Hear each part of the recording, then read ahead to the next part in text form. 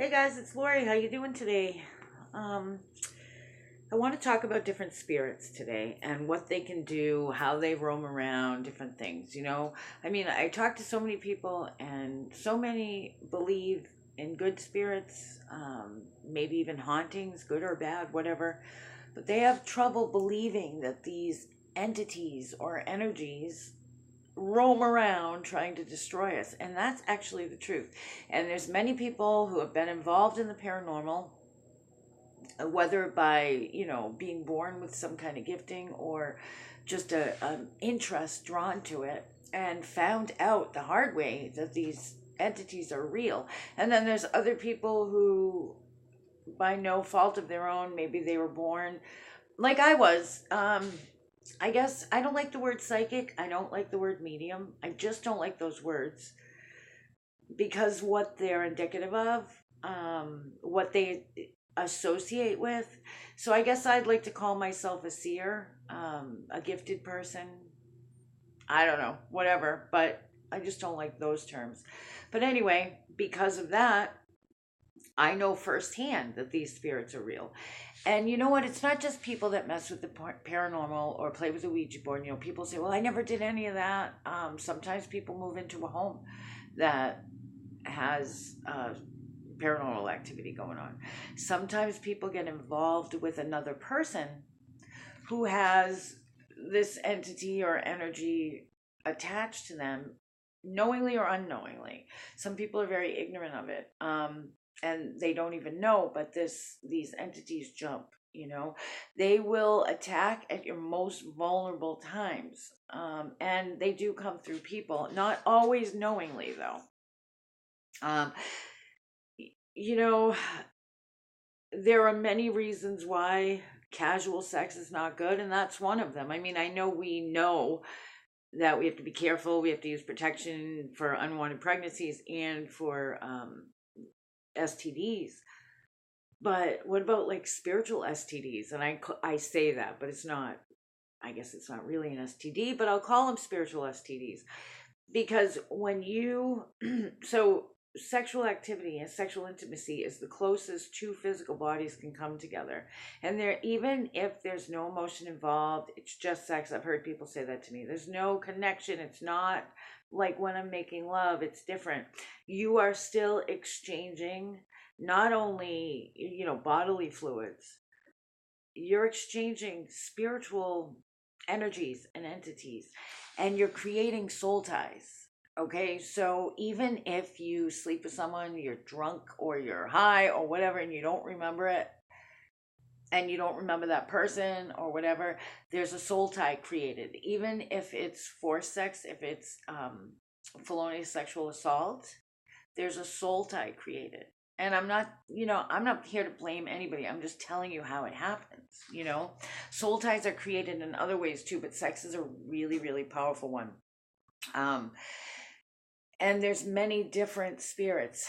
There's the lower level spirits that maybe can do a haunting, maybe can scare the crap out of you, maybe can come to you in your dreams, but they're not really all that powerful.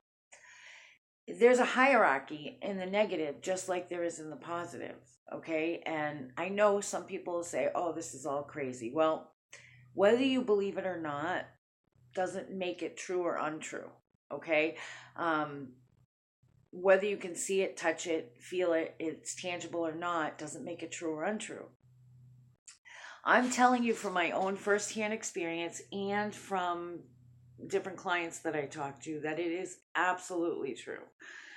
And there are different kinds of spirits. Okay, so like I said, you can have like a haunting, you can have a spirit that, like comes to you in your dreams and tries to scare you. The spirit of anger, strife, frustration, those are a little bit stronger than those haunting spirits or whatever, but they're still not top notch. Okay, and we have these different names for spirits, but it doesn't mean there's only one. Some of them are named, but there's more than one, and they can affect many people at the same time. And many times you can be in contact with this spirit, you can be on regular communication with the spirit and not even know it. That's why spiritual discernment is so very important. I mean, some of these high level, high ranking spirits have destroyed families, destroyed businesses, destroyed churches or spiritual organizations, destroyed people individually. And believe me, if you've had encounters with these spirits through people, it's very the healing process is very difficult because it creates soul wounds, it creates soul ties. There's a feeling of being, was it me? Is it my fault? Am I crazy? Is this real? All that kind of stuff. And that's all part of the attack. So I want to talk to you about a couple different kinds of spirits today. So stay with me, okay? Okay, so I'm not going to get much more into how we can call them in. I'll do another video on that. But truly, be careful. Put on your spiritual eyes every morning. Pray every morning. Be grateful. Walk in gratitude, forgiveness. Don't allow bitterness to take root. Don't allow the sun to go down on your anger. All of these things are in the book for a reason, okay? Because we don't want to allow anything in. And like I said, these spirits that connect to other people, okay, they will attack through these people. Like I said, sometimes these people are not even aware, either because they're not in a good place in their spiritual walk. They've somehow connected, attached, and they're living their life with doing this without, so they're pretty much at the beck and call of the spirit without even realizing it.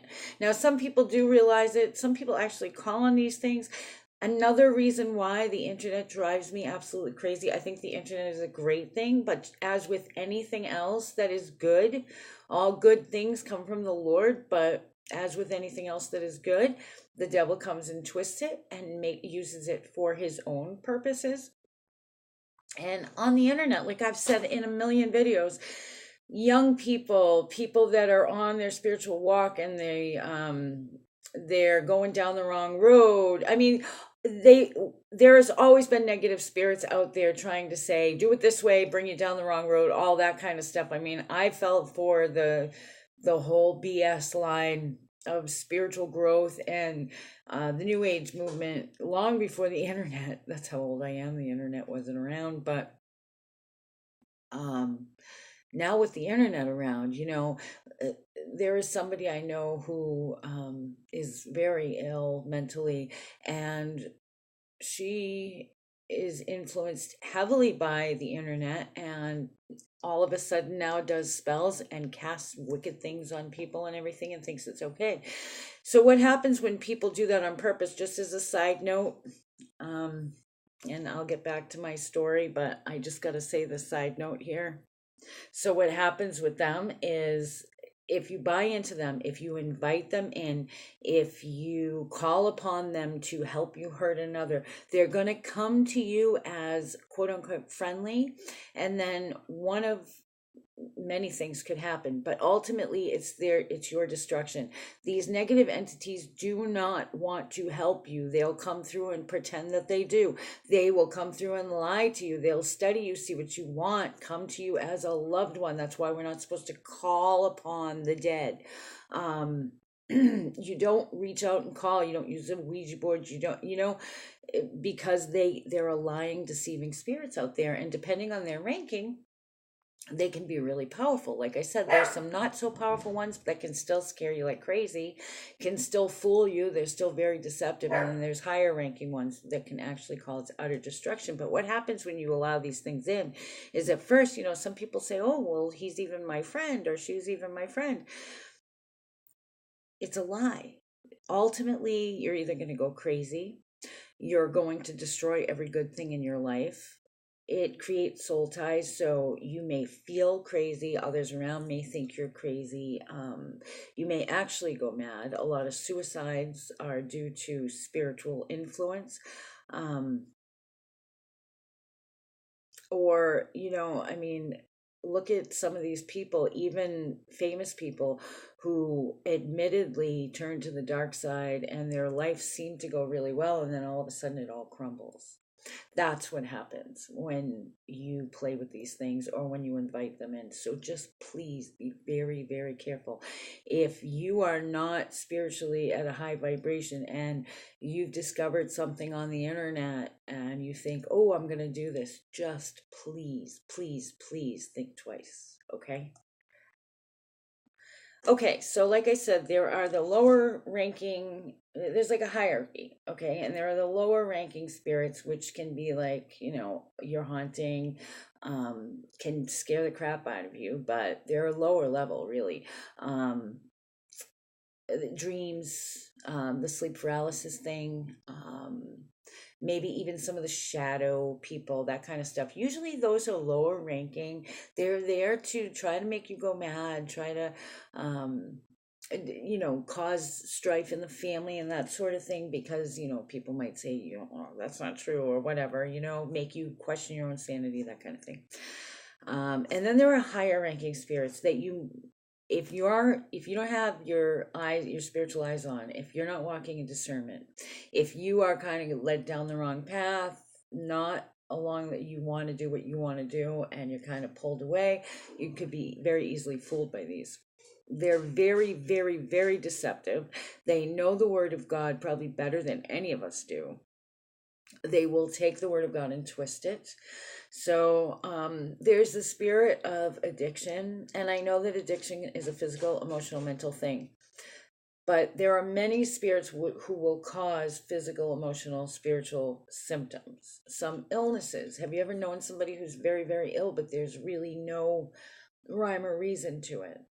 The spirit of addiction, once it grasps you, pharmaceutica. Pharmaceutica in the Bible is actually a translation to, drugs and alcohol, but also manipulation. The spirit of anger and strife. Have you ever met somebody who was just absolutely angry at everybody? They could be being not possessed necessarily, but what's the word?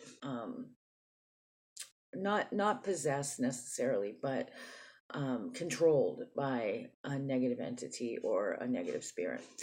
The one that I really want to focus on today is the spirit of Jezebel. Now, we call it the spirit of Jezebel after the Queen Jezebel in the Bible, the Old Testament.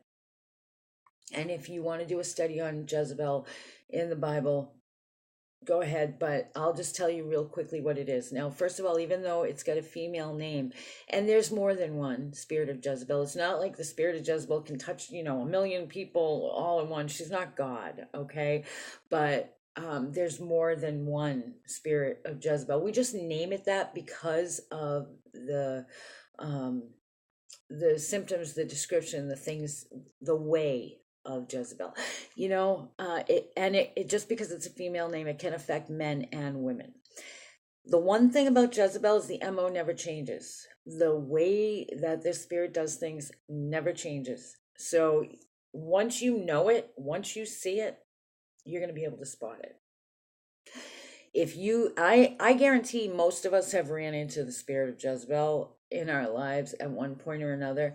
Some of us have been in a confrontation with her. Some of us have been in relationship with her. Some of us have gone head to head fighting with her because she's causing disruption in our families or whatever. In the secular world, you may hear a term like sociopath or narcissistic personality disorder, or borderline personality disorder. These kinds of names, it's interesting because psychology, really, I used to be very, very interested in psychology until I realized where it's coming from. It's very secular. It takes the spiritual out of everything, and I'm not saying that everything is a spirit, but there's a lot of spiritual activity out there. And a lot of things could be helped without pharmaceutica, with just some prayer and the blood of Jesus Christ. So, the spirit of Jezebel. How do you recognize her? First of all, normally he or she, if they're influenced by this spirit, may or may not know it. Okay. They may have picked it up very young and have no idea, just think it's their personality. Now, if somebody's influenced by a spirit, let me tell you, they're not happy. Okay. They may come off that way, but they're not happy. So, normally, somebody with being influenced by Jezebel um, is comes off on the outside. If you don't know him or her very well, they come off as maybe spiritually knowledgeable or devoted or dedicated. They may seem that way on the surface. But when you get to know them, you see the real them. You see that they are very controlling. If somebody disagrees with their way of thinking, they pounce on them, and they don't only pounce on them. They don't only get angry. They don't only, voice their disagreement or their disappointment, but they get mean and nasty. They gossip. They very narcissistic. Very narcissistic. It's all about them. They're always right. Once you get to know them, you see that they're not spiritual at all. They are claiming to be, or they claim to be very nice people. They'll even tell you, most of them, I'm so nice to everybody. Why do people treat me this way? Or blah, blah, blah.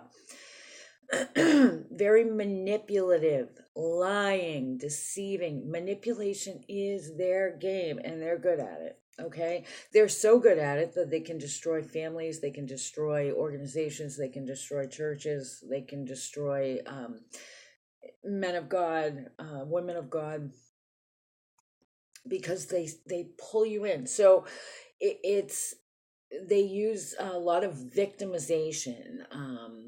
They're the victim. They like weasel their way in. Like, say we're talking about a group. They'll come into the group. They'll be very helpful. They will,